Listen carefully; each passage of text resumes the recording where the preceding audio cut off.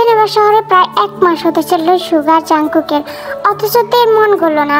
হয়তোবা বলেছে, কিন্তু টের পায়নি এখন অব্দি তারা। নিয়ম করে ছেলেকে কাছে পায় জাংকুক। বাবা ছেলের মধ্যেখানে বাধা হয়ে দাঁড়ায় নাতে। ছেলেকে নিয়ে মাঝে মাঝে লং ড্রাইভে বেরোয় বাবা, হয় নিত্যদিনের খেলার সাথীও।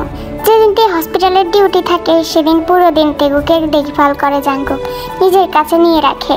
বাবা চাচু সুগার সান্নিধ্যে দারুণ সময় কাটে তেগুকের, উপভোগ করে ভীষণ। ভিডিও কলে কথা বলে দাদু ভাই আর ফুফির সঙ্গে, খিলখিল করে হেসে অস্পষ্ট সব কথা বলে মুগ্ধ করে রাখে সবাইকে। সময়গুলো এভাবেই কেটে যাচ্ছিল। নিবৃতে বোধহয় গলতে শুরু করেছিল তের মনের বরফও। এমত অবস্থায় আকস্মিক একটা অঘটন ঘটে। বেড়ে ওঠার সঙ্গে সঙ্গে তেগুকের দুরন্তপনা বাড়ছিল।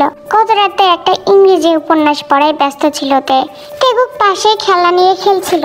হঠাৎ খেলা ছেড়ে বেডের পাশে টেবিলে রাখা পানি ভর্তি কাচের গ্লাস ধরতে গিয়ে ফেলে দেয়। তে বইয়ে এতটাই মগ্ন ছিল যে সেই শব্দটা শুনেও গুরুত্ব দেয়নি। আর তেগুক একটু চমকে বিছানা থেকে নেমে যায়। বয়স 9 মাস চলছে, শরীরের ভারসাম্য বজায় রেখে একা হাঁটতে পারে না। তাই এক কদম এগোতে কাচের টুকরোগুলোর উপরে মুখ থুবড়ে পড়ে। সঙ্গে সঙ্গে গালের এক পাশে, হাতে আর পেটে কাজ ঢুকে যায়। নিমেষেই শিশু বাচ্চাটির তরতাজা রক্তের স্রোত আর হৃদয় বিদারক কান্নায় মুখরিত হয় নীরব ঘর।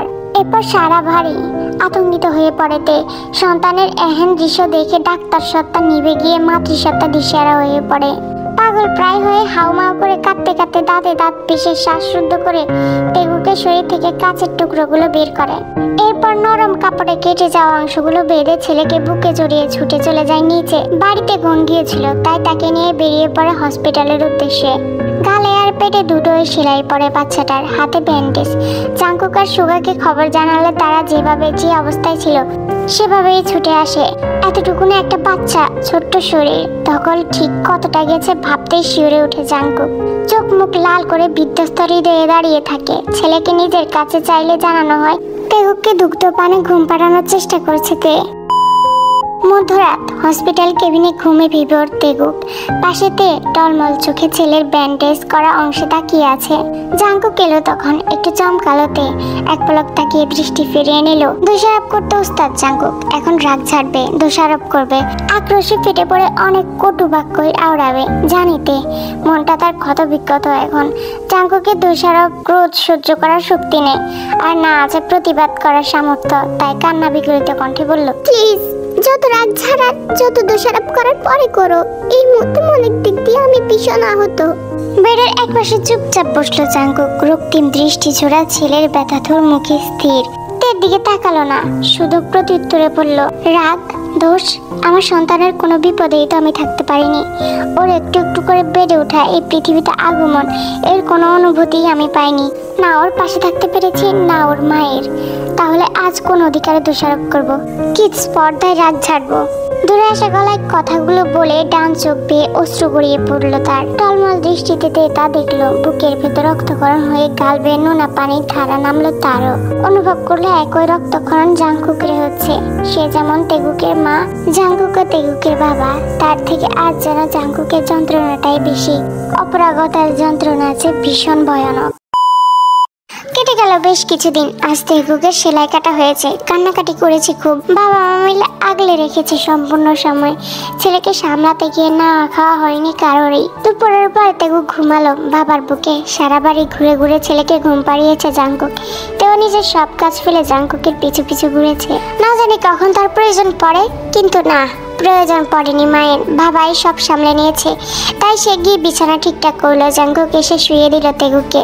ফ্রেশ হয়ে নাও, লম্বা সময় ঘুমাবে এখনো। তে সম্মতি দিয়ে প্রশ্ন করলো, তোমার খেতে পেয়েছে তো? তুমিও ফ্রেশ হয়ে নাও, তোমাকে খেতে দিচ্ছি। দরকার নেই, আমি বাসায় ফিরে খেয়ে নেব। দরকার নেই, আমি বাসায় ফিরে খাবো। এই নিয়ে কতবার যেতে ব্যর্থ হলো। তেগুক অসুস্থ হয়েছে অবধি জাংকুক এখানেই থাকে। কখনো মধ্যরাত হয়ে যায়। বাচ্চাটার অভ্যেস খারাপ হয়ে গেছে। বাবা ভক্ত হয়েছে ভীষণ। না ঘুমানো পর্যন্ত জাংকুক যেতে পারে না। চোখের সামনে চলে গেলে কান্নাকাটি করে। এমন কাঁদিয়ে যেতে কষ্ট হয় জাংকুকে। তেরও খারাপ লাগে তেগুকে এভাবে কাঁদলে। মূলত বাচ্চাটার কারণেই এখন দীর্ঘ সময় থাকতে হয়। নিজের কাছে নিয়ে আগলে রাখলে একটা সময় পর আবার মায়ের জন্য কাঁদে। তাই দুজন মিলেমিশে সময় দিচ্ছে বেবিকে। কিন্তু জাংকুক এবারে একবেলাও খাবার খায় না, রাতে থাকেও না। মধ্যরাত হোক তবুও ফিরে যায়। বিশেষ জোর করেও নাতে। সে সম্পূর্ণভাবে জাংকুককে গ্রহণ করেনি বলেই হয়তো এখানে থাকতে খেতে আত্মসম্মানে লাগে জাংকুকের দীর্ঘশ্বাস ফেলেতে। চলে গেল ফ্রেশ হতে, কেন জানি নিজেরও খেতে ইচ্ছে করে না। গঙ্গের স্ত্রী গোয়ন খেয়াল করলো বিষয়টা। লাঞ্চ করবে কিনা জিজ্ঞেস করলে মিথ্যা বলে দিল, আমি বাইরে খেয়ে এসেছি। অন্য দিনের তুলনায় আজ তাড়াতাড়ি চলে গেল জাংকুক। তেগুক ঘুম থেকে উঠে মায়ের সঙ্গে সময় কাটাচ্ছিল, কিন্তু সন্ধ্যার পর থেকে কি হলো কে জানে, কান্নাকাটি শুরু করে দিল। গঙ্গি এসে থামালো, একবার ঘুরলো বাড়ি জুড়ে, কিছুক্ষণ চুপচাপ থেকে আবার কাঁদতে কাঁদতে ঘুমিয়ে গেল। রাত বাটলো, ঘুম থেকে একবার উঠলো তেগুক। রাতের খাবার তৈরি করে চেষ্টা করলো খাওয়াতে, একবার মুখে দিয়ে ফেলে দিল। বিরক্ত হলো তে, একটু ধমক দিল। ঠোঁট উল্টে কেঁদে ফেললো ছেলেটা। অভিমান করে দূরে বসে রইল তে। কিছুক্ষণ পর অভিমান সরিয়ে কাছে টেনে নিল বুকের ধনকে। শরীরটা নরম, ঈষৎ উষ্ণ। সময় বাড়ার সঙ্গে সঙ্গে সেই উষ্ণতা বৃদ্ধি পেল। থার্মোমিটার জ্বর মেপে দেখলো 101 ডিগ্রি। চমকে উঠলো মায়ের মন। এসব কেন হচ্ছে? এত দখল যাচ্ছে কেন বাচ্চাটার উপর? মনটা অশান্ত হয়ে উঠলো খুব। সৃষ্টিকর্তা কেন বারবার তার মাতৃ হৃদয়ে আতঙ্ক ছড়াচ্ছে? বুকের মাঝে ছেলেকে জড়িয়ে মোবাইল ফোন হাতে নিল তে। কল করলো জাংকুককে। সিনেমার সময় তখন রাত 12:35। দুই বন্ধু সন্ধ্যায় বেরিয়েছিল, ফিরেছে 11টার দিকে। ঘুমানোর উদ্দেশ্যে বিছানায় এসেছে 12টায়, অর্থাৎ এখন সবে চোখ লেগেছে ওদের। এমন সময় ফোন বেজে উঠতে চমকে উঠলো জাংকুক। বুকটা ধক করে উঠেছে নাম দেখেই। শুকনো একটা ঢোক গিলে ফোন রিসিভ করতে তে রুদ্ধশ্বাসে বলল, তেগুকের জ্বর এসেছে, একবার আসতে পারবে? এক্ষুনি আসছি বলে ফোন কেটে তড়াক করে উঠে দাঁড়ালো জাংকুক। এবার সে স্তব্ধ হয়ে গেল তে। মস্তিষ্ক ফাঁকা ফাঁকা লাগছে। এমন ছেলে মানুষই সে কেন করে ফেললো? তেগুকের জ্বর এসেছে, সে কি একা সামলাতে পারতো না? তবে কেন এতটা ভেঙে পড়লো? কেন এইভাবে সঙ্গ চাইলো ওই মানুষটার? পরক্ষণেই নিজেকে করা প্রশ্নগুলোর উত্তর নিজেই দিল। আর কত রাগ জেদ ধরে বসে থাকবে? এভাবে সত্যি দম বন্ধ লাগছে। এবার একটু হাঁপ ছাড়া উচিত, বাঁচা উচিত মুক্ত শ্বাসে। এভাবে ক্লান্ত লাগছে, ভীষণ ক্লান্ত। জাংকুক এসে দেখলো তের মুখ বিধ্বস্ত, কান্না করেছে টের পেল। তেগুকের জ্বর মাফলো নিজ হাতে। কি মেডিসিন দিয়েছে দেখে নিল একবার। এরপর ডাক্তার বাবা মা মিলে এফোর্ট দিয়ে বাচ্চার জ্বর কমাতে সফল হলো। ঘড়িতে সময় তখন 3:42। জ্বর ছাড়ার পর বাবার বুকে খচমচ করছিল তেগুক। তে পাশেই শোয়া, টের পেল মায়ের বুক খুঁজছে, তাই হাত বাড়ালো। জাংকুক আলতোভাবে ছেলেকে তার কাছে দিলে সে মৃদু স্বরে বলল, পাশ ফিরো। বুঝে উঠলো না জাংকুক। তে দ্বিতীয়বার বোঝালো না। ছেলেকে কৌশলে নিজের পা পাশে নিয়ে সে নিজেই পিছু ফিরল। দীর্ঘক্ষণ পর মায়ের দুগ্ধপানে শান্ত হলো তেগুক। জাংকুক স্তব্ধ দৃষ্টিতে কিয়ৎক্ষণ তাকিয়ে রইল ওই দিকে। পুরো বিষয়টা বুঝে নিয়ে হাসলো কিঞ্চিত। বুকের ভেতর জেগে উঠলো অদ্ভুত এক শিহরণ। অচেনা এক আনন্দে ভরে উঠল মন। আলগোছে চিত হলো সে। চোখ বুঝে শ্বাস টানলো বড় করে। ঠোঁটে লেগে রইল অমায়িক এক হাসি। তেগুক ঘুমিয়ে গেলে আবারও জাংকুকের দিকে ফিরল তে। তেগুককে মাঝখানে শুইয়ে দিয়ে গায়ের উপর কম্বল টেনে দিল। ছেলের পানে স্নেহ ভরে তাকিয়ে রইল জাংকুক। বলল, তুমি ঘুমাও এবার, সারা ধকল গেছে খুব। কথাটা বলে উঠতে উদ্যত হলে গম্ভীর কণ্ঠেতে বলল, উঠছো কেন? তোমারও ঘুমানোর প্রয়োজন। চোখে বিস্ময় খেলে গেল জাংকুকের। এই প্রথম একসঙ্গে ঘুমানোর ইশারা করলো তে। প্রশ্ন করলো, শিওর? মাইকিং করে বলতে পারবো না। কথাটা বলে গায়ে ভালো করে কম্বল চেপে চোখ বুজে রইল তে। জাংকুক মৃদু হাসতে হাসতে তেগুকের সঙ্গে গিয়ে সে শুয়ে রইল। সময় গড়ালো, ভারী নিঃশ্বাস ফেলতে শুরু করলো তে। জাংকুক বুঝলো বউ বাচ্চা দুটি গভীর ঘুমে তুলিয়ে সুযোগ পেয়ে একটু অপেক্ষা করলো না। মুখ বাড়িয়ে বইয়ের কপালে আলতো এক চুম্বন করলো। বলিষ্ঠ লম্বা হাতটি দিয়ে আগলে ধরে সুখের ঘুম ঘুমালো সে নিজেও। অথচ টের পেল না অনাকাঙ্ক্ষিত এই মুহূর্তটুকুর সুখে বদ্ধ চোখ বেয়ে অনবরত জল গড়িয়ে পড়েছে তের।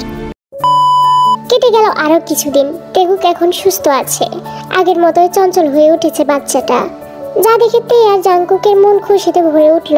এদিকে জাংকুক বুঝতে পেরেছে তেকে যে করেই হোক মানাতে হবে। এভাবে নিজের আত্মসম্মান নিয়ে বসে থাকলে চলবে না। এদিকে দেশ থেকে খবর এসেছে বাবার শরীরটা ভালো নেই। জিমিন ফোন করে বলেছে তের অভিমান কেটে যাচ্ছে বলেই মনে হচ্ছে। সব দিক বিবেচনা করে জাংকুক সিদ্ধান্ত নিল তের মন থেকে যত ধরনের অভিমান আছে সব নিশ্চিহ্ন করে দেবে ভালোবাসা দিয়ে। ক্ষমা তো সে প্রতিদিনই চাচ্ছে, অনুতপ্ততা সে প্রতিদিনই হচ্ছে। জীবন একটাই, ভালোবাসার মানুষও একটা। এভাবে আর কতদিন? রাগ অভিমান তো থাকবে, একজন না একজনকে আত্মসম্মান ভুলে মেনে নিতে হবে সব। দোষটা যেহেতু তার, সে না হয় নির্লজ্জের মতো তের পদতলে পড়ে থাকবে। পুরুষ হয়ে জন্মেছে সে, সারা জীবন সে শুনে এসেছে রমণী হচ্ছে পুরুষের দাস। কিন্তু এই কথা জাঙ্কুকের কাছে সম্পূর্ণ একটি ভুল উক্তি। রমণী হয় পুরুষের গৌরব। জাঙ্কুকের বাসায় যাওয়া একেবারেই কমে গেল। দিনের অর্ধেক সময় সে তে আর তেগুকের সাথে কাটায়। গঙ্গ বেশ খুশি হলো সেটা দেখে। আজকে তের হসপিটালে ডিউটি আছে। জাঙ্কুক আগে থেকেই বলেছে যতদিন তের হসপিটালে ডিউটি আছে সে ততদিন তেকে দিয়ে আসবে এবং আনতে যাবে। তেগুককে বাসায় রেখে যায় কাজের মাসির কাছে। গয়ুন আর গঙ্গিউর মাও দেখাশোনা করে বাচ্চাটার। জাঙ্কুক তো তেকে হসপিটালে ছেড়ে সোজা বাসায় ফিরে আসে।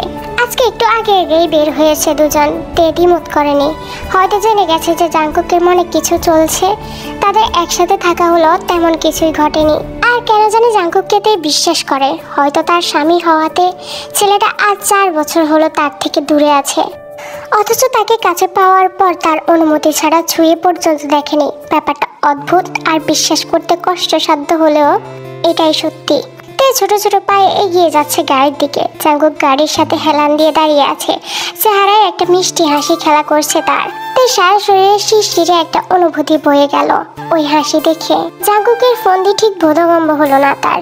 চুপচাপ এগিয়ে গাড়ির কাছে যেতে জাঙ্কুক দরজা খুলে দিল তার জন্য। তে অনেকটা ইতস্তত বোধ করে প্রবেশ করলো গাড়িতে। জাঙ্কুক ঘুরে ড্রাইভার সিটে বসলো। এই গাড়িটা গঙ্গিওর। জাঙ্কুক তার কাছ থেকে চেয়ে নিয়েছে বললেই চলে। প্রেমিক পুরুষ সব করতে পারে তার প্রিয় রমণীর জন্য। গাড়ি ছুটে চলেছে গন্তব্যের উদ্দেশ্যে। তের খোলা ঘন কালো চুল বাঁধন হারালো। বাইরে জোরালো হাওয়া জানালা দিয়ে ভেতরে প্রবেশ করাতে। ওনা দিয়ে মাথা রেখে কোনো লাভ হলো না, তাই এক প্রকার বিরক্তি নিয়ে হাল ছাড়লো চুল গোছানোর। নীরবে অনেকটা পথ অতিক্রম করার পর তের খেয়াল হলো এটা তো হসপিটালের রোড না। তে জিজ্ঞেস করে, কোথায় যাচ্ছি আমরা? জাঙ্কুক মাথা তুলে তার দিকে তাকালো। চেহারায় প্রফুল্লতার ছাপ ফুটে উঠেছে তার। তোমাকে কিডন্যাপ করে নিয়ে যাচ্ছি। আর কিডন্যাপারকে জিজ্ঞেস করলে কিন্তু বলে না যে তারা কোথায় নিয়ে যাচ্ছে কিডন্যাপড পার্সনকে। এই কয়েকদিন তাদের মধ্যে কথোপকথন ছিল খুবই সামান্য এবং প্রয়োজনীয়। তাই জাঙ্কুক হঠাৎ এমন কথা বলাই তে খানিকটা অবাক হলেও বলে ও বলে মাথা ঘুরিয়ে আবার তাকালো বাইরে। জাঙ্কুক হয়তো আজ চুপ থাকতে চায় না, তাই তের সাথে কথা বলার সুযোগটা লুফে নিল। আমি কিডন্যাপ করছি আর তুমি কোনো কিছু না করেই আমার সাথে চলে যাচ্ছ? চিৎকার করবে না তুমি? চিৎকার করলে ছাড়া পাবো? জাঙ্কুক তের থেকে কোনো উত্তর আশা করেনি। মাথা তুলিয়ে বলল, চিৎকার করে দেখতে পারো। ওকে। তে ফের জানালার বাইরে দৃষ্টিপাত করে। জাঙ্কুক নির্বিঘ্নে গাড়ি চালাচ্ছিল। খেয়াল করেনি তের মুখের দুষ্ট হাসিটা।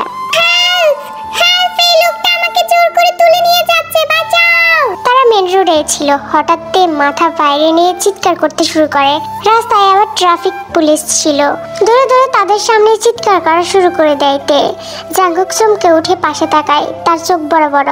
তে যে এমন একটা কাজ করে বসবে সে ভাবতেও পারেনি। আরে আরে কি করছো তুমি?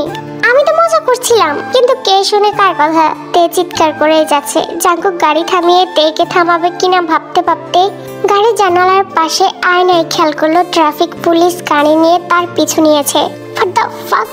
জাঙ্কুক কি করবে ভেবে উঠতে পারছিল না। তে সিটে হেলান দিয়ে খিলখিল করে হাসতে থাকে। জাঙ্কুক স্তব্ধ হয়ে তার দিকে তাকায়। মেয়েটাকে আজ 4টা বছর পর এভাবে হাসতে দেখছে সে। এলোমেলো খোলা চুল ভাসছে হাওয়ায়, মুখের উপর আষ্টে পড়ছে। ইস, তার হাসি সেই প্রিয় চেনা হাসির শব্দ সঙ্গীতেই নেয় বাজতে থাকে তার কানে। জাঙ্কুক কথা বলতে ভুলে যায়। এই মোহিনী সুন্দর, অসম্ভব সুন্দর। যদি এমন কোনো উপায় থাকতো যে উপায়ে সে তেকে নিজের একান্ত বন্দিনী বানিয়ে রাখতে পারত, লুকিয়ে রাখতো নিজের হৃদয়ের কোটরে, তাহলে জাঙ্কুক সেটাই করত। এই নারীকে সে ছাড়তে চায় না।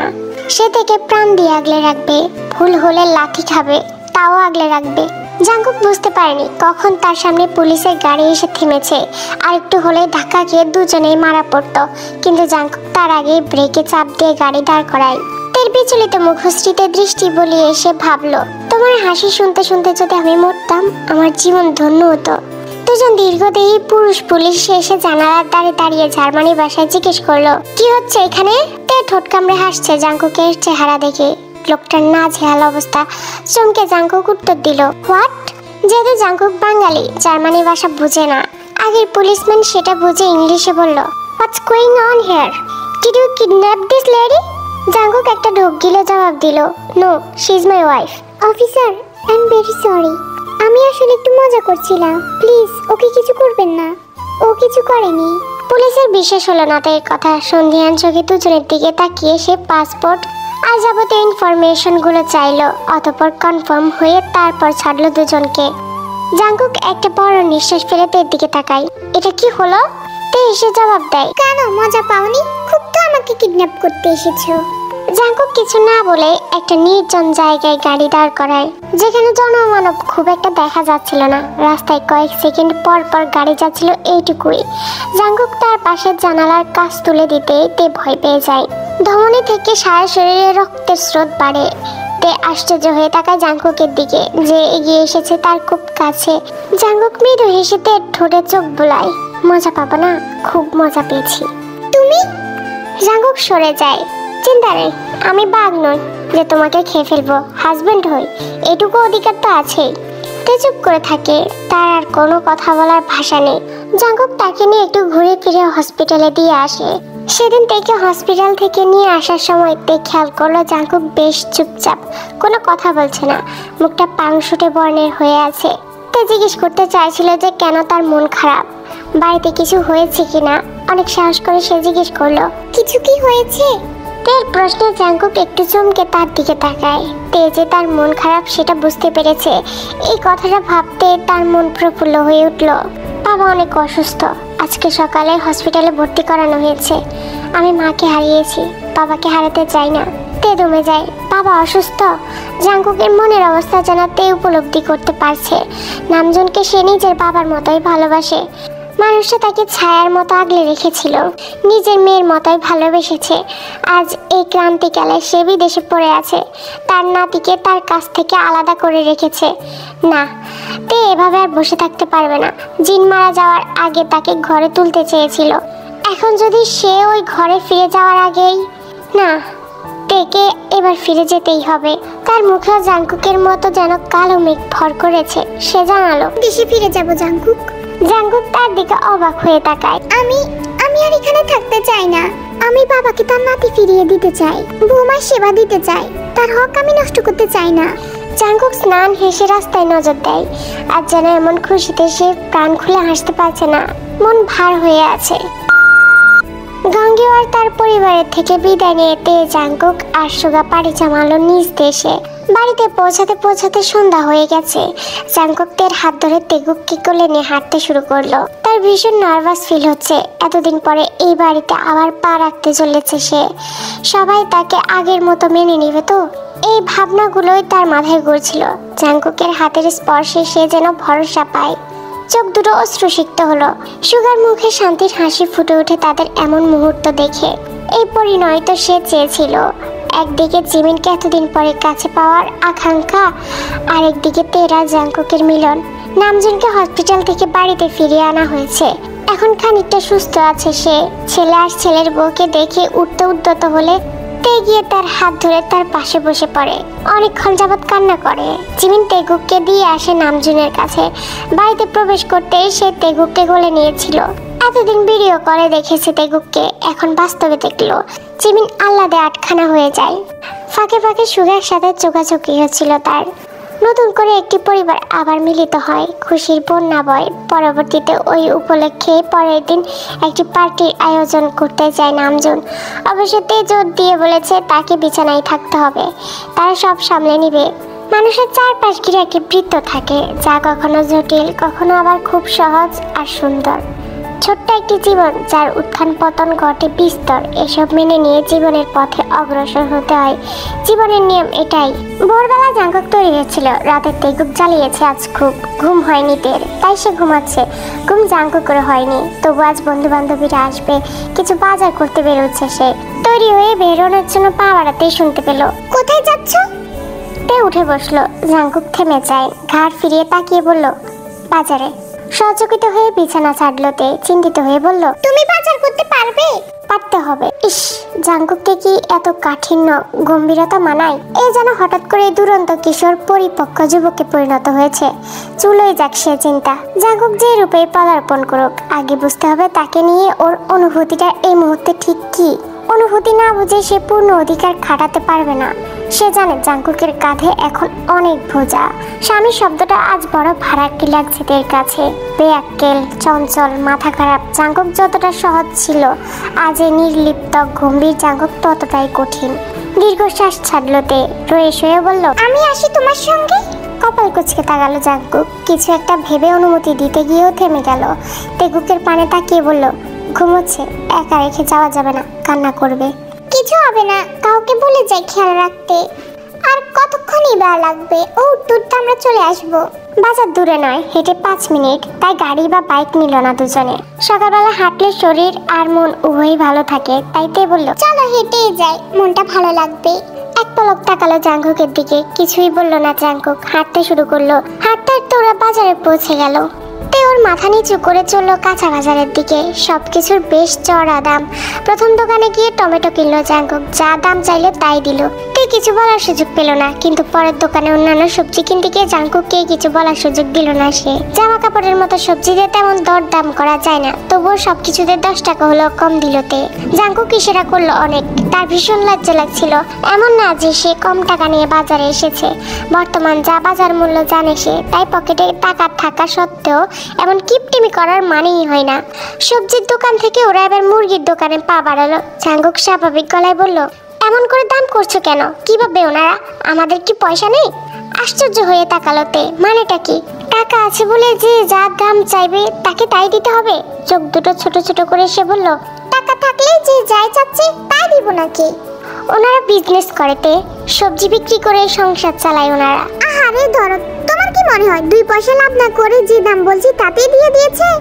তুমি দামাদামি করবে না, জাস্ট সব দেখে দেখে নিবে। পে আমি করব। শুধু দেখিয়ে দেওয়ার জন্য তো আসিনি, জীবনে বাজারঘাট করানি বলে কিভাবে দামাদামি করে ভালো জিনিস কিনতে হয় শেখাতে এসেছি। দামাদামি শেখাতে হবে না, লোকে ছোট লোক বলবে। আরে বাবা, ছোট লোক বলবে কেন? তুমি কি বোকা জাঙ্কুক? এভাবে চলাফেরা কেনাকাটা করলে তো আমার সংসারটা উচ্ছন্নে যাবে। চুপসে গেল জাঙ্কুক। থমকানো দৃষ্টিতে কিছুক্ষণ তাকিয়ে সরে গেল। নিশ্চুপ হয়ে গেল তেও। চুপচাপ মুরগির দোকানে ঢুকলো। জাঙ্কুক দামাদামি করতে নিলে সে তাড়াতাড়ি গিয়ে মুরগির কেজিতে 50 টাকা কম বলল। জাঙ্কুকের যেন মাথা কাটা গেল। এবার চোখ রাঙিয়ে চুপ করতে বলল। তে কথা শুনলো না, 20 টাকা কমই দিল। জাঙ্কুক বিড়বিড় করে বলল, নিয়ে আসাটাই ভুল হয়েছে।